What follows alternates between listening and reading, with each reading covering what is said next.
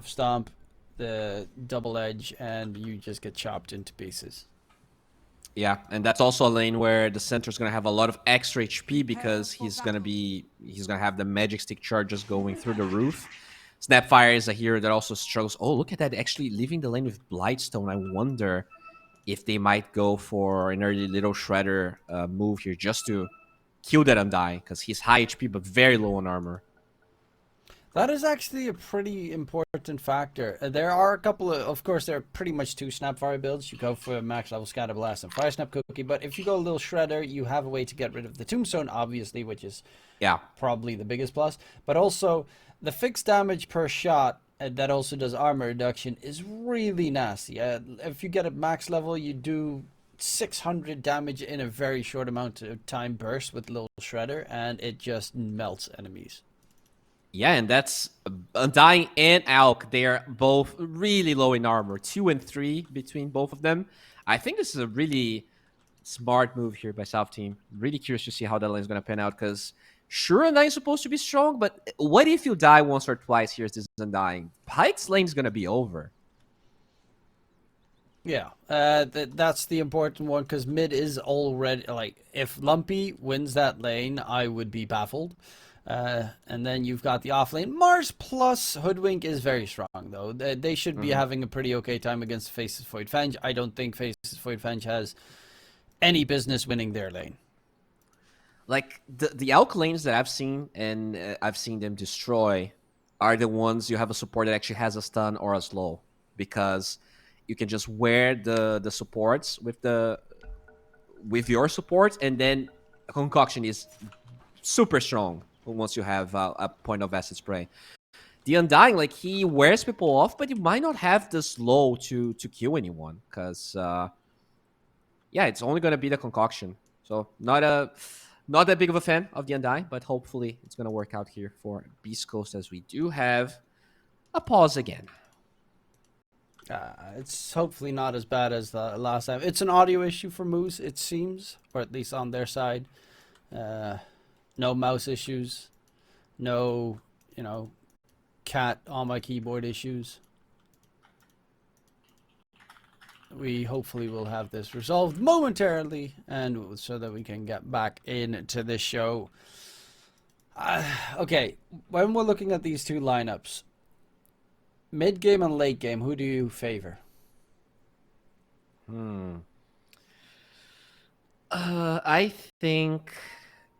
I think if this goes really late, I probably favor Beast Coast.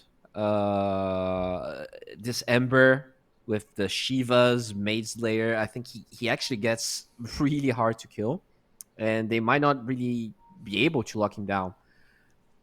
But up to like 40 minutes, I do think the South Team draft looks just easier, right? You get Roche with the Huskar, you go in, you have Swap, you have Stampede, you have Chrono to cover the Huskar. So it's really hard to just stop the train, and looks like we do have a game and they break the smoke again. So South Team, every game trying to go for a sneaky play, but they get caught every time. They do manage to get spotted out pretty quickly. They know that there's an observer ward placed because they just saw the Ember Spirit walking back. So we can go for that counter ward most definitely. Yeah, on one hand I do agree with you, but on the other hand, they have like the stuns that Beast Coast have are skill shots. Bushwhack, which actually has anti-synergy with Mars' Arena of Blood. True. And Spear of Mars, also a skill shot. The Alchemist one isn't, but Lotus Orbs are, like, this is such a Lotus Orb game, it's unreal. True. Yeah, the fighting can be hard, but I think it depends also who, like, if they have the advantage. I guess high ground is really hard for Beast Coast. So this is a game where for South Team, you just get Aegis and you knock on Beast Coast's door, whereas for Beast Coast, they have to win fights if they want to ever touch high ground. It's just only the Alchemist can do it, and he's notoriously mediocre. Like, he's not an Ursa, but he's pretty bad at it.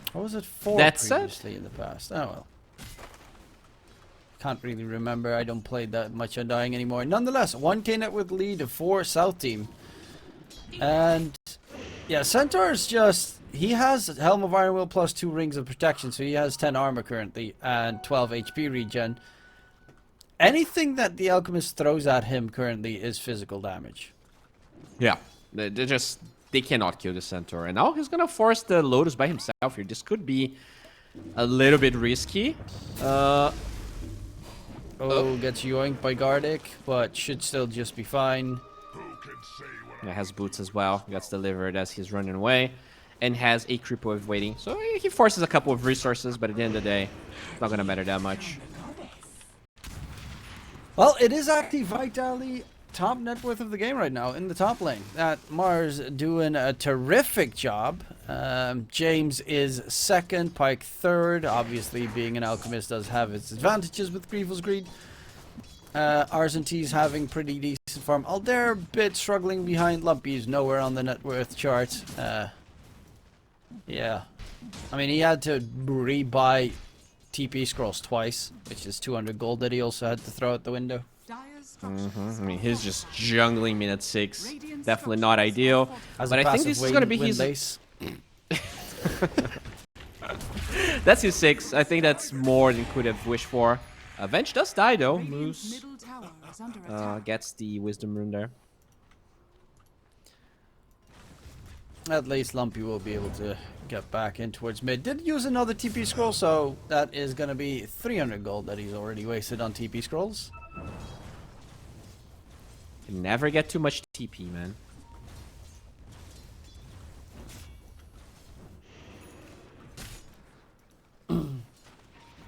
Are you a two-fold TP guy? Oh, that's really nice. Monty used his little shredder, bottom, to kill off the courier that Gardic used to try and scout out the ward up top. There's going to be a nice catch, and he quickly gets taken down. Gardic dropping the tombstone's not really going to resolve anything there, and they find a kill onto Pyke. That's a kill that, honestly, they cannot afford at this stage, because now the Centaur's overtaken the Alchemist. Yeah, and they might get 6 now before the Alki 6. Gardic. There's another stomp coming in. He is actually taking a lot of damage because Gardic steals so much strength with the decay. Missed his last decay though. Pyke throwing out the stun with the TP. Will be able to just be fine, and they keep the Undying alive. But look at his net worth. Look at what Gardic had to do to be able to sustain the lane. He has 600 net worth. Oh my god. Yeah, I mean that's what Undying is. Yeah, it's like a bunch of mangoes, and that's it. Yeah, we'll see if it's gonna pay out here for them, as Pyke will get his 6. I thought that the center was gonna get 6 before the Alk, but they had 3 heroes sapping experience from the lane, so they're not gonna have the timing of killing Pyke again. Yeah, he does get the 6 right now. James, he's got the armlet, so he can start toggling. Opens up Roche capabilities for the Dire side as well, which is some... Honestly, there's no chance that beastcoast should be able to take Roche anytime soon. The Chrono thrown out top, stun onto Moose. Any bashes coming in? Yes, luckily enough, the last couple of hits are going to be bashes. Center Stampede even used to secure that kill. Bottom lane, Gardic drops the tombstone. Monty quickly gets the tombstone kill as a counter. Argentine on the run. They know he doesn't have a stampede. He could just straight up TP out of there, to be fair. But Monty will be taken down by Vitaly. And does open up top for Aldair to get some push going. Arena was not used, so Vitaly can still threaten one of the side lanes, but he actually goes back to top as the runes will spawn, and Lumpy trying his best to secure one, but he's not going to be able to do it. Shield rune picked up by Weege.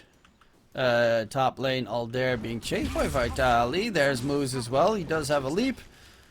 But also... Wait. He didn't use his Quelling Blade. How did that tree get cut? I think it was the spear, right? The spear ended, and so the tree got cut, and then the bushwhack was over. Oh, that might be it. Yeah. That's another anti-synergy. anti-synergy, right? Yeah. Oh, they but find this him time, though. Spear, nice arena combination, and Vitality. Yeah, you know, they made it a lot easier with the change of the backswing decreased on Spear of Mars. Still And the looks good, though. formation time change. Like, this last patch really is good for that combo. It was really hard to pull off in the past. Yeah, it definitely was. Vitaly just getting some revenge for that game number 2. He's brewed a bit. Oh, mid lane though. Ember. Using all those fire remnants, but still the tier 1 tower is going to get secured for South Team. Aldair needs to get some place to farm and catch up, because he is falling far behind. Vitality is top net with. He's going for the kill onto Arzanti. TP's coming in. Center Stampede had the weirdest pathing moment of his life right there. And Moose is still walking behind. The globs of death gonna try and chase down the hoodwink. And he will get taken down by Monte. Yeah, it does give away the ward there, but still worth for the kill as Gardic is trying. That was actually a Radiant ward behind it, so I don't know how the hell he knew. Oh, you're right. Yeah, I don't know what I'm talking about. How did he know? Huh. Okay. Maybe, I guess, walked into, like, maybe a line of sight area just for a split second. Probably. That's pro players. They are definitely good for a reason. Oh yeah, there's a specific tree, I think, cut in there that gives you just the lens. I see. Like when he went through that side. Oh, support's in trouble. Cookie stun, opposite direction. Weege does die. They do have vision, of course, of the enemy's high ground. They don't know that there's a nice... they should know there's an ancient stack, because they did count toward it. So James going straight up for a BKB. No other items besides the armlet. I'm seeing that build more and more these days on Huskar. Just get the BKB and you brute force Roche, brute force towers. We'll see how that's gonna work for him. Vitali is going for the... Does he have a... Yeah, he has a blink done, but next item's gonna be the Vlads. This game... Oh, Chronosphere! Oh, that's a big catch if they can secure it. The cookie stun comes out, and he throws out the high fives. We'll be able to just ever so slightly get out of dodge. That was almost the kill secured, but it's a chrono on cooldown, and this tends to be the moment where you're going to take a fight, and bottom is where the fight starts. Arzanti trying to run away. Center Stampede being used. They have a spear to hold him in position, and yes, indeed, Vitali gets the kill. That stun lasted for quite some time. Yeah, that was max duration, unstable concoction. And yeah, unfortunately here, South Team, they were slowly getting a big advantage. Surely, Void is still struggling, but both Huskar as well as Arzanti are having decent game. Losing the center there and wasting the chrono doesn't feel good. Radiance is now up for Pyke, although it's a very late one. I think usually you want your Radiance at minute 10, and it's pretty much 14 already. Yeah, it's fairly problematic. Lumpy with the double damage room picked up. Aldair's pretty... I mean, he's pretty far behind. Pyke, Radiance to be delivered. Lumpy's got really not much. But all he needs to get is the Mage Slayer. Honestly, and then yeah, you're already very tanky. He's doing so much with so little, right? Just wasting that chrono, surviving, and now he's taking the tower by himself here, despite the fact he's the lowest core net worth-wise by a big margin. He's just getting this tower. There's nothing to stop him. Yeah, even Sleight of Fist dodged the cookie stun, trying to bait them in. Tower gets secured, even finishes the tower himself. And beautiful. Yeah, he hasn't died a single time. That lane of his was horrible, but Lumpy knows how to play around it. Oh, this really, could be really big impressive. though. If they can get this catch, there is a blink on Arzanti. They have an observer ward. Oh, Can they steal the stack away from Pyke? Arzanti. Blink, stomp, comes out, and the Alchemist is dead. Arena in response coming in. They knew it was coming. And I guess they're going to have to finish off the stack themselves instead of wait for the Alchemist to secure it. Not too shabby. They also blocked the camp there with a sentry. Okay. I think this is also the BKB flying to James. So this could be their time to go Roche, because Arena did get used. I would love to see them going Roche, because they're not going to be ready to fight for a while here on Beast Coast, as James is actually walking mid. I wonder what the plan is. I guess they might want to steal the rest, because there's another stack being made. Oh, blink v blink shenanigans. They dodge each other completely. Currently, Lumpy is still chasing after his item. Arzenti has fallen off on that centaur quite a bit. If they kill off Pike again, that would be freaking huge. Oh, yeah. There is a ward, though, so they know where they are. They're just going to be okay with the stacks being stolen, or will they? There's a BKB on that Husker. Gotta be careful. Arzenti, the swap comes out to keep the centaur alive. He wants to go back in. Cookie Sun gets thrown out. There's no arena for 20 seconds, but the tombstone is very nasty, and they all have to run away. James, he's got that BKB. Centaur Stomp is not going to connect, but the BKB does get popped by James. Can he toggle his way to victory? The chrono gets used, and it's a perfect chrono. A 3-man catch. James continuing to pump out as much as damage as possible. Lumpy with the haste. We'll be able to quickly skedaddle out of there, but that fight gets completely saved by Aldair. Without Aldair, it's a disaster. That was such a crazy, awkward fight for South Team. Like, they go up the triangle, then they have to go down, and like the Void doesn't want to chrono because he was gonna chrono the Husker, so they have to wait it out. And Husker almost died. James was 10 HP. He gets a perfect armlet toggle, but even then, oh my god, that was such close. I'm not sure if we caught that on camera. He was about to die. That was a really long TP. I guess they want to force Roche now. Yeah, they don't have chrono though, so forcing Roche is a little bit scarier, but I mean, Gardic is nearby. He just picked up the Watcher. Okay. Well, they know that he just picked up the Watcher. They have a really good Roche line. They got Vlad's Venge. They got the minus armor coming out from the little Shredder. They got the minus armor from the Venge. It's so easy to clear if they're actually there. James picks it up. That's going to be some good recovery time for the Faceless Void as he is going BKB. All right.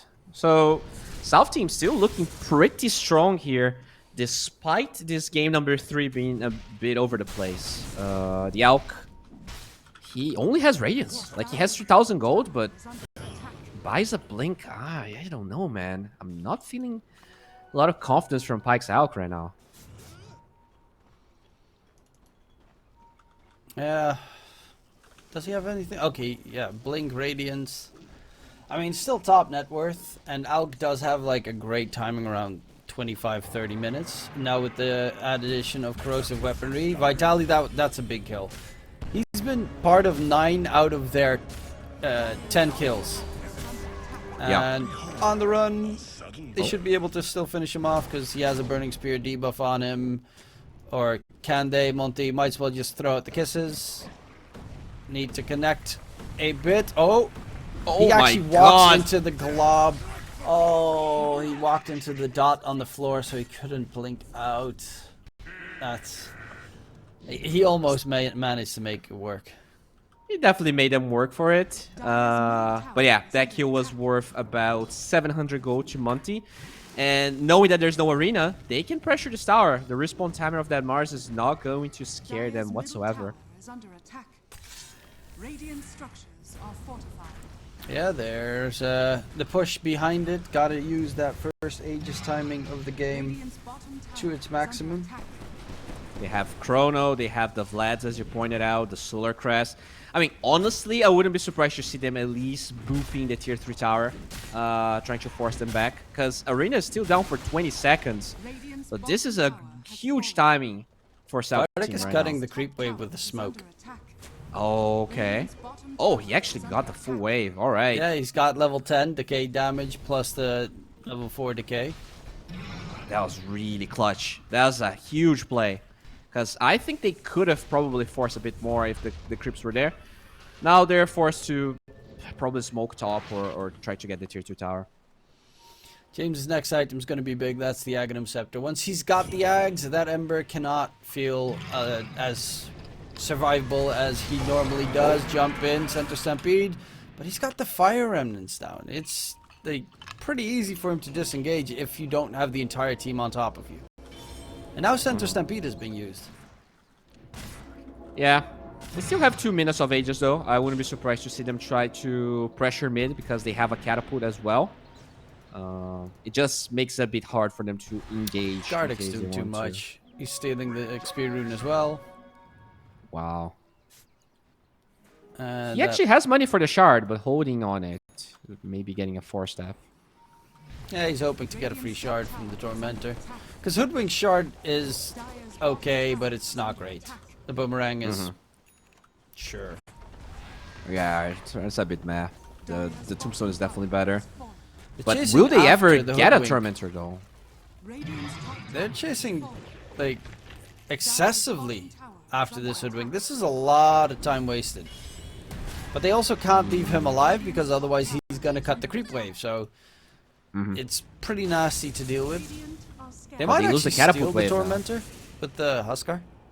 I think they should. Because with the duration they have on the Aegis, they at best get a tier 2 tower. So maybe you force the tier 2 and then you get the Tormentor. Okay. I don't think they're gonna glyph for this. Yeah. They Okay. seem to be glyphing for it regardless. Lumpy's got the Maelstrom plus Mage Slayers. Gonna go Shiva's next. More damage reduction coming in. They marked up that they want to steal that Tormentor, and it will do a lot of damage towards their supports, which is always scary. You come in jumping there with the Fire Remnants. You could get a pretty quick kill, but they do get it on the Vengeful Spirit, and that is a super good shard.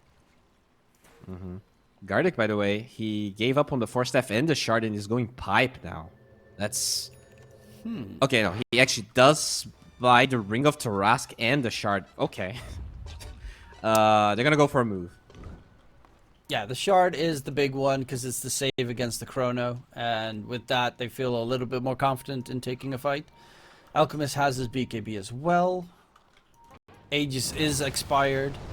And in mid, Monty, he uses Fire Snap Cookie to clear the creep wave, so they'll lose the Snapfire. But look at his items. Look at that Snapfire's item that's almost done. He's gonna be able to gobble a center on the enemy or save his allies in the process. And they also got the second Tormentor, which means Monty did get the shard as well. So just a very strong Fire Snap Cookie. I mean, South team, I think they... Oh, RZT. Oh, RZT, he is a B left behind. To be fair, currently Monty has, thanks to the free shard, overtaken RZT in terms of net worth. So, you know, you got 2 3.5s anyway. Doesn't matter if you lose a 3. True. The Void did finish his BKB. He's gonna finish a Mjolnir. Huskar, I think they're probably waiting for the X timing, as you said. That is really when this hero's gonna shine again. That's how they also kill Ember, because right now he feels... There's not enough lockdown, but the Huskar eggs could be the... You just... OT, you just eggs, Snapfire the Huskar, and then with his eggs he should be able to lock down the Ember and get a kill. So at this point in the game, who do you think is favored between these two teams?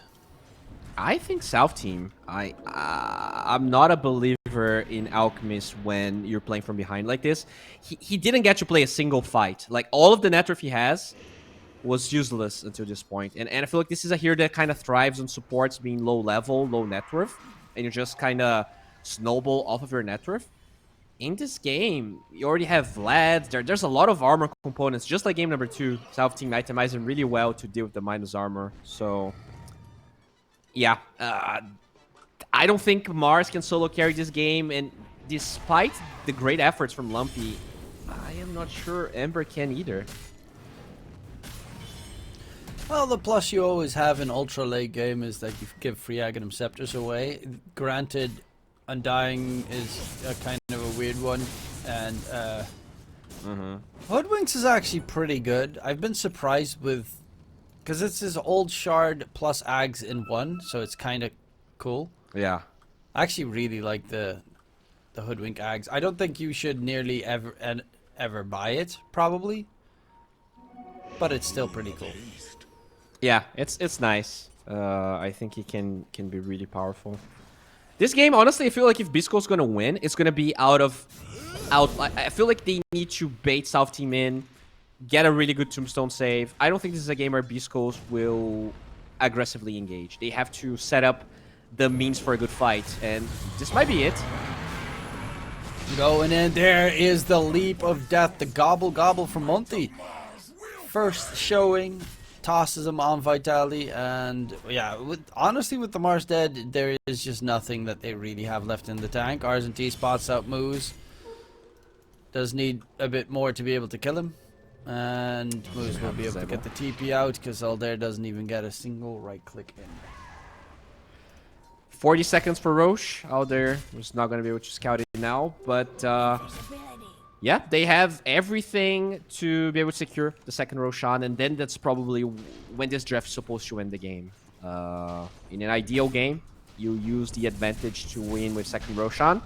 They're not far ahead enough to do that, though. So if you get one lane of barracks, that's probably good enough here for South Team.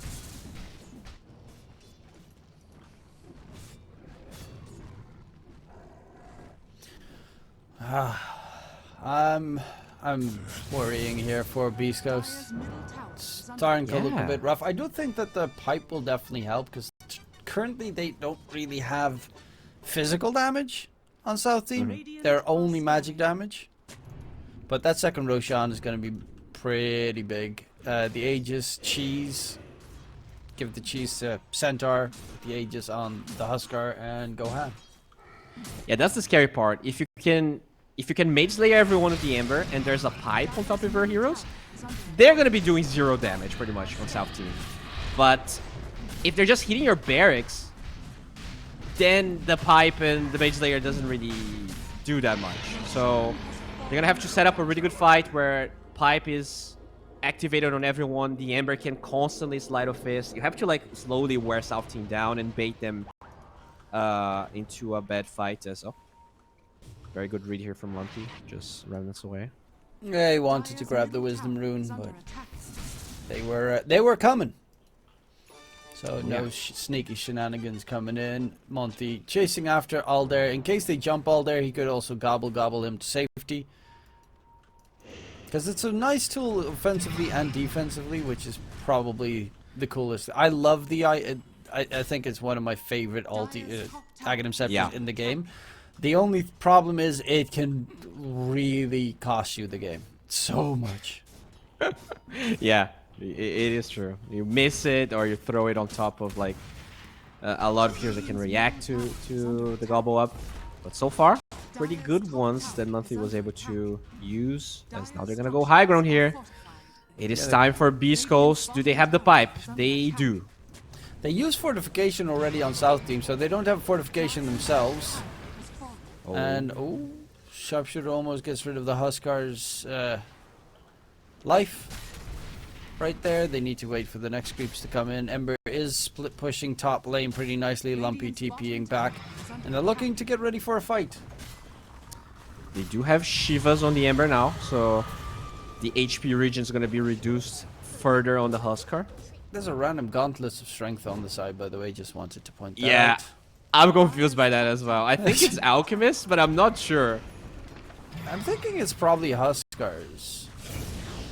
Maybe. Because he only has one slot left. Maybe. Oh, the good swap save to keep that Aegis alive for a bit longer. There's the Center Stampede. The Tombstone as well. The Mortimer Skiss is coming in. He eats the cheese, but he is actually not going to be able to get out of there whatsoever, and they lose the Centaur in the process. Really good swap. They used everything though, so there's still Chrono, there's still Aegis, and that Blink Axe, and the Gobble Up.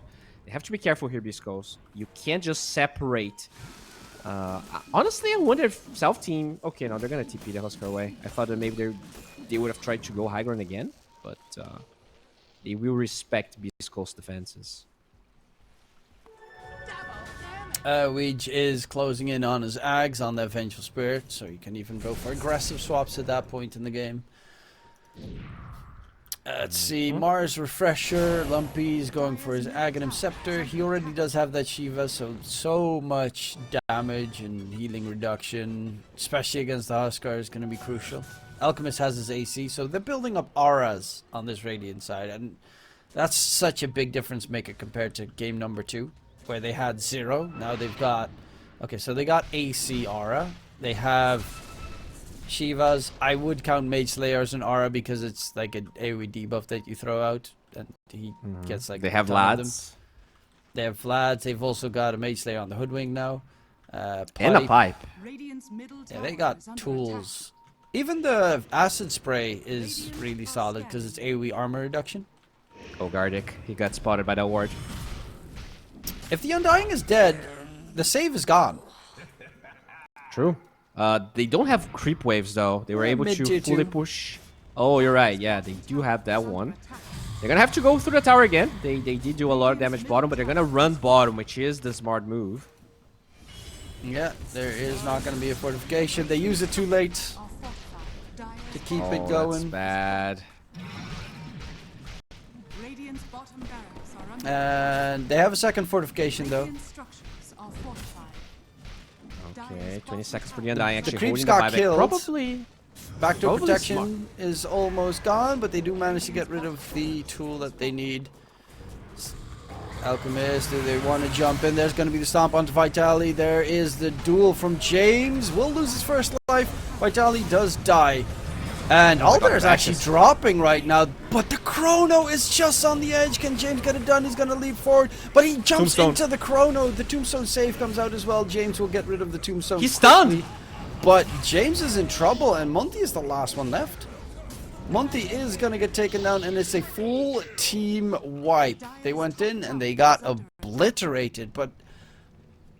I mean, obviously the Tombstone save was going to come out regardless, but that leap was really funny because he leapt right into the Chrono, so that the leap from the the life break did not connect onto the Alchemist at all. This dude, Lumpy is 7-0-4 in this game. Can you like? This is incredible. The fact that he was able to withstand that lane, slowly but surely turn this around. I do feel like it was South Team's fault, though. I think once you got the range breaks, they could have disengaged. They tried to brute force that, and it backfired greatly. They did not respect the Tombstone save. They did not respect the Mage Slayer damage reduction. Huskar actually gets countered very hard by Mage Slayer, because all of his damage at the end of the day is magic or spell-based. Yeah, once he gets level 25. I mean, technically, pure damage also gets reduced. Right? Yeah. Yeah, 40%. And they do have a... Yeah, they've got Mage Slayer, and they have... Well, on 2 heroes, they have Mage Slayer, so you're always going to have the debuff on you. The plus side is if you life break leap, you do get it removed because of the basic dispel. Yes. Yeah, you do that for sure. And he's also getting close to his 20, so he's gonna get that reduced life break cooldown, and we'll be able to dispel it more often. But that's a big swing. We're 9k gold ahead for beastcoast. They scan this. They know they're taking the Tormentor, and they're gonna jump in quickly. Lumpy gets that kill. He's got the Axe. He is very fast on the move. And yeah, they tried to take the Tormentor, but got spooked by Lumpy going pretty deep. Who gets the shard now? It's gonna be Moose. Not the ideal one, but it's not bad. Incoming spell damage increase on the enemies is always nice. Sure. That's fine. Especially with Ember doing so much spell damage right now. Yeah, the only shard they don't have is the Auk, and I guess you can make an argument that Hoodwink's shard is better than the Auk this game. There's a couple of dispels that are decent here for the Auk, but the damage amplification is great. Blink Dagger next on the Undying. He needs to make sure that he always has the Tombstone save ready. He even has an Ogre Seal Totem. He died a singular time this game on Gardic. Damn. And he cut so many waves. I think he was also the way they handled all of the aggression the South team had, all of the pressure they were doing was very seamless. It felt at times like the Elk by himself couldn't carry this game, and honestly, Lumpy is just doing so much more than I expected. The Shivas really makes La Huskar's lives hard. It feels like he can't stand his ground. I mean, the Shivas and the Mage Slayer and yeah, the pipe as well, because it's all magic damage, so that also gets absorbed. He actually went for the Berserker's Blood regen rather than the Life Break cooldown. That is very rare when you have Ag, so just feeling like he needs to be able to stand his ground. Yeah, it's I guess wants to try and stay alive for as long as possible. The downside is corrosive weaponry from Alchemist in late game is really good. The status resistance reduction, 60% status resistance reduction on Huskar. It kind of melts him. Yeah, With the it's sun's even coming in. more when he has the Chemical Rage. So, okay, we'll see here. Roche is up. Does And get he's countered spotted. by Beastcoast. Yeah, and it's an Axe Roche. This is a big one. If you give this one away for free to, let's say, the Faceless Void, the fights though do become a lot rougher. Argenti? Yeah, he blinked. He got a glimpse of Undyne, but he has a blink, so he guessed wrong. Ended up going bottom. They gotta go into the pit fast. Because the Radiant side knows. They know. Yeah, I think it's hard for Radiant to contest, though. That's the thing. You have Chrono, you have Kisses, you have Swap. I'm not sure Beastcoast actually cares about contesting this. Also, Venge has his Ags now. So who's gonna get it? I mean, it has to go to the Faceless Void, right? Centaur? Yeah, either Centaur or Void. I mean, Centaur's so underfarmed, he dies in no time anyway, and now you got the... with the shard as well on the Void, having the Time Walk applies Time Lock to all units in the landing destination is pretty neat. No, it's nice. It's honestly a bit underrated. It's just that you'd never want to buy it on Void, but you always feel really good when you have it. Want to see what we do for fun around here? Well, tier Unless you're 4 playing tokens some- coming in. Does he get okay, ninja gear? Better Okay, to for get a good both. chrono catch. Both carries get it. I think the Void, the big plus right now as well is he has his level 20 talent. The 95 attack speed during Chronosphere. He also finished up his Skadi against all the healing that the Radiant has. In that fight, bottom, there was 0 damage coming out from the Faceless Void. It was only the Huskar, and all of his damage gets reduced. Faceless Void's damage does not really get reduced. Yeah, it's way less for sure. As now, they will smoke towards either mid or top here. Let me try and control the triangle. Do they have? So they have this Lotus Orb. You kind of talked about Lotus this game. I think he came pretty late for the center because he's so underfarmed. But this is gonna be huge. Reflecting the concoctions, taking away the chains. Yeah, it's also the Abyssal Blade on the Alchemist that's pretty nice to counter. Even an There's a E-Blade on the refresher, Hoodwink, though. possibly. True. There's a refresher on Vitaly. You have to be... I don't think he has the mana for it, though. It's going to be really close. He can't BKB. He can't double BKB, double Arena. Maybe if he perfectly uses the Soul Ring. But he doesn't have mana for the other spells. Yeah, he needs a bit more. He's going for Scythe of Ice, which gives you a better mana pool. But then again, Scythe of Ice mana cost is also insanely high. Yeah, he needed a different neutral, maybe. But he does become very tanky with the Trickster Cloak. Well, there's still 3 minutes on the Aegis for the Huskar. It's not even And I don't really think that they're going to get much with that Aegis. Yeah, they're playing very... I guess passive is the word. They felt like they maybe threw a little bit too much when they used that second Aegis to go high ground, and now they're just looking for a fight. You don't want to go high ground when they have 5 alive on Beast Coast, but they were not able to really make contact with any heroes. Overall, Beast Coast playing the map pretty well.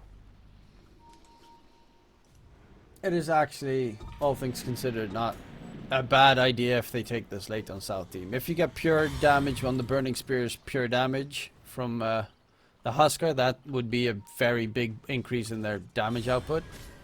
Kind of a gigantic increase in the damage output. He also doesn't have the shard yet, which I'm a bit surprised because I think the Husker shard is really good. Yeah, I like it too. He's a greedy boy. He wants to drop it from the Tormentor. Actually bought an MKB. He's gonna backpack his Heaven's Halberd because of it. His Heaven's Halberd weird. and his Blink Dagger. Huh. Like, even when he loses the Aegis, he's not gonna have slots for everything. That's... Okay, puts the Blink Dagger back in. Why? Is there that much evasion? What's happening here? Well, there is a lot of evasion, because you've got the Radiance, you have the Trickster's Cloak on the Mars right now. Okay. It's not like super massive amounts of evasion, but it's annoying. He needs to get every spear to hit to get his damage output. And also, it is magic damage. Sorry, yeah. It's extra damage for the Huskar in his right clicks. I think that's also a crucial part that he is lacking in these fights. Not just... Yeah, it's just not an item I see that much on Huskar. So oh, yeah, no, but we also don't tend to see a Huskar in a 40-minute game. He does have the shard queued up, though. And I guess his plan is eating the eggs, right? And then you have slots for everything. It's just going to take a long time until he is finished with everything.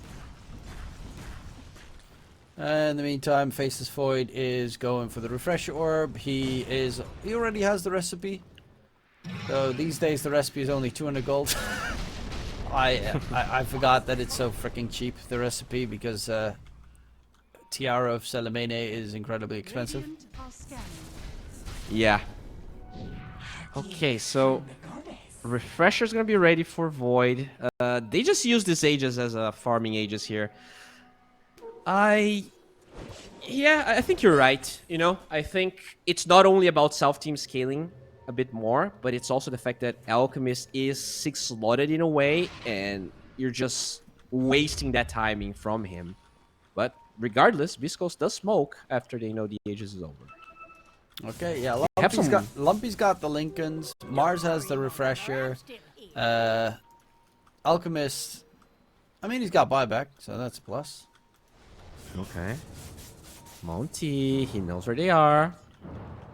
Spots out Lumpy. Lumpy's going to jump away, but in response they also know Weege and James are nearby. Do they know the rest is nearby? Aldair needs to be careful. There's an Observer Ward of theirs. Okay, they know where they are and now. they remove it. Super tense game. Both teams, like, they understand how important it is to be in the winner's bracket. The qualifiers here for Birmingham are huge, and you know, with SA being so all over the place with rankings, you definitely want to secure at least one qualifier. Like, I feel like with the way that, like, we don't even know how points work right now to qualify for TI. I think it's just, I mean, it's the big hidden points, right? Yeah, it's just the big tournaments, so it's probably going to be the Bet Boom tournaments, the ESL tournaments, the other tournaments that are coming up. I do know of a couple of other organizers that are planning stuff that obviously I can't just say, but there's more coming. There's a lot of Dota coming this year. Yeah, it's kind of filled completely. Yeah, but that's what I mean. Like, qualifying is a huge part of attempting to get to TI. I mean, we're probably going to have open qualifiers like we had If you in the make past, it to Riyadh, you make it to TI probably. Yeah, but making to Riyadh, you know, especially for SA, they only has one slot per region. It's going to be tough. Just do good at the Dream League tournaments, and then you make it to Riyadh. Yeah, and what do you do to do good at the Dream League tournament? You qualify right here. And speaking of qualifying, they're actually TPing back. Oh, Chronosphere? Oh, he doesn't find anyone. yeah, but the thing is, then you should have just played better at the previous Dream League tournament. To be fair, I think the previous Dream League tournament was before TI. Yeah. Which so means that the old, yeah, because EG was pretty good, but then they disbanded, or like, everyone's gone. So they imploded. Yeah, that means they didn't get any of the EPT points, and sadness ensues. Same with Beast Ghost. And there's no other team that did anything really last year. It was a really weird year for SA because they started so hot and then the end was so meh. Like at the end of the day, the least likely team to do well did well and they became heroic. I guess a part of it became heroic at least. Vivo Kid Stars. Yeah. They did pretty okay at the end. They got Sort what, of. top 10, I think? Top 12? I have no idea how high they ended. Because I know that beastcoast and EG, they got taken out. Oh, poor, Ouch. poor Wedge. Just I mean, explodes. It's slightly the best choice of anyone dying, though. One thing that is kind of nice is the fact that if you use your spells on Venge right now and you buy back, that you got your spells again. It's such a weird mechanic. Yeah, it's kind of like the Night Stalker thing, right? With his OT and the spells. Like, sometimes Ice Frog works in weird ways, and Venge is one of those. As they actually get this amplified damage with Roche very close from spawning. This, I mean, I don't think I've seen a chrono in the last 10 minutes, so I'm dying to see one. All there, he's got a double at the ready. Yeah, It's even it's better. gonna amplify that damage real good. The problem is Tombstone. Undying is the biggest issue in any of these situations. Yep. But then again, that's why you have a double. They can only save him once. Ember jumping in, breaking the smoke, center stampede, going for the back line. Is RZT is going to get stunned up. Venge is not even anywhere close to that fight. Load to Sorb, spell reflect, Pike, Alchemist is going to get double stunned. There's Oh, gonna look be at the lead fight! forward.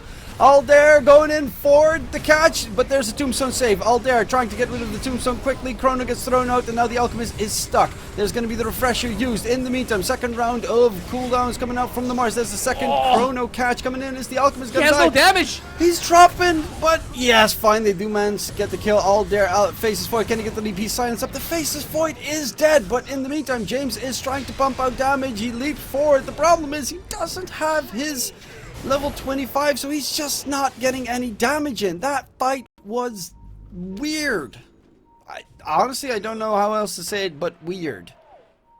So, that was so weird because the Void had vision of Undying, and he could have chronoed both the Alk and the Undying, but he was waiting for the chrono, so he lost like half his HP as he munches through the Tombstone. I think he could have just chrono Gardic and kill the Alk instead of waiting for the Tombstone to be used. It was...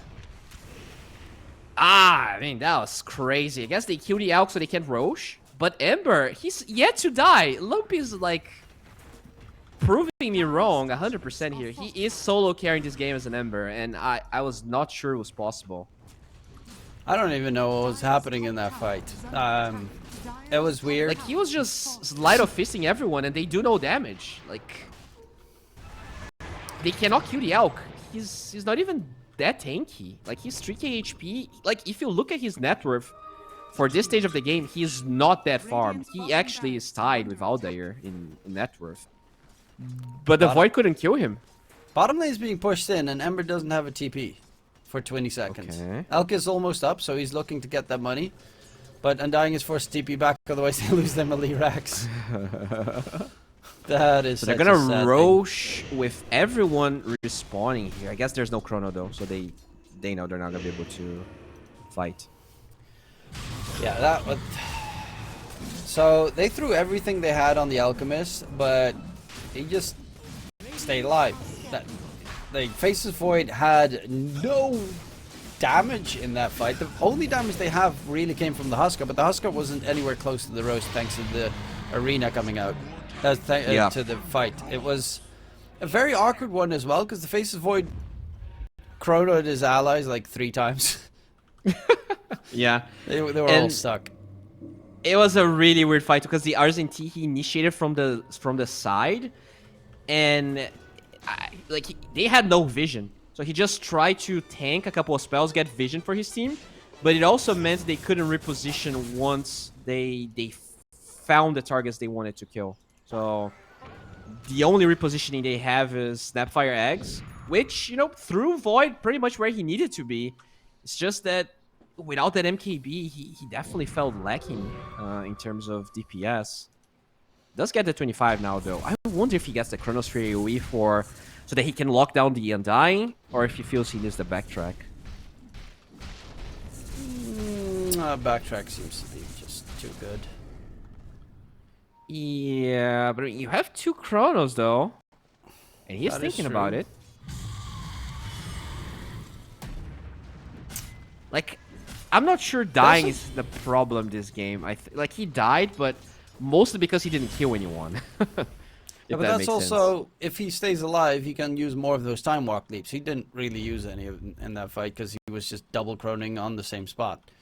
But having the True. Aghanim Scepter leap, especially if you get it on top of the supports, in this case the Hoodwink, who's got, by the way, the free Aghanim Scepter that they got from Roshan. So they give it to their support Hoodwink, which is kind of neat.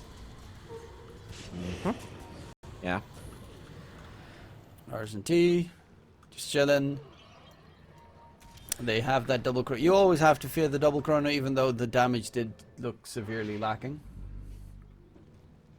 It was severely lacking. Definitely describes what was By the happening way- there. And you know, another thing is Monty has this Vice that he barely gets to use because he's always so far behind ulting and throwing people. I don't think I've seen this Vice being used in a fight just yet.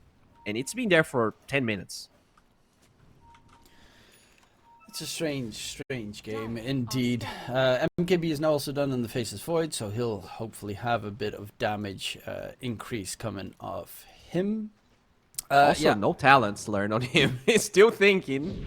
Oh, this is big. Ember does not have the Mage Slayer anymore. Oh, okay. He sold it. Honestly, I think that's actually for the better for South Team. Uh-huh. I think this is huge for them. He wants either the Refresher or Vice. I wonder what's... I think the Refresher might still be better, because he has a lot of mana to work with here.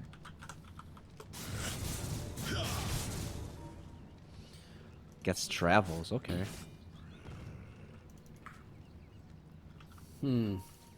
Snapfire. Yeah, Monty's going Orchid. Actually, Scale his oh damage. no! He went for the 20 Mortimer's Kisses impact damage talent. Oh no. It's gonna So you take so don't have long. God tier Snapfire in this game, unfortunately. There's the Tombstone already used. Chrono comes out. A quick catch onto the Mars.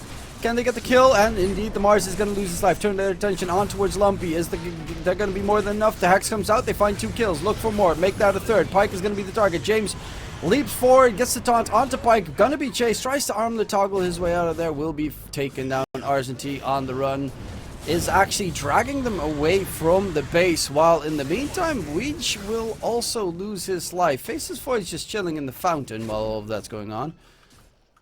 And they have Okay. buybacks on the Dire side, but there is not going to be another chrono for at least 100 seconds. Oh, this is huge. They all have buybacks. They're holding on to Husker. Once... Yeah, I think that now that Alchemist doesn't have his ulti, this is the time to strike. Going in onto the Undying, at least for a little bit. There's going to be the arena jump onto Monty, and they find themselves Weege as well. The Vengeful Spirit's going to be dead. Buyback from Monty comes out quickly. Weege, can he use any more spells? No, he is done for. BKB used by Vitality, skewers up all there. The Faces Void gets gobbled, saved by Monty. Center Stampede runs them back. And they're keeping this occupied, but there's the second arena coming in with the sharpshooter as well, blasting right through. Rs&T dropping low. They already lost Monty. Leap forward by Elder, but that looks like it might just be it. James trying to get some damage in, leaps forward, gets the disarm at least on the Ember, but yeah, the Faces Void, all he's doing is leaping in with that Axe, and it does nothing. The Faces Void is done for. The double chrono is great, but buybacks are a counter to that chrono. Dude, that was a really good play by beastcoast. They had buybacks on everyone, and they just brute force. They knew that if the 2 chronos were used when they were close enough to the base, they could have just used that downtime to finish it. And they did just that. I think despite the fact that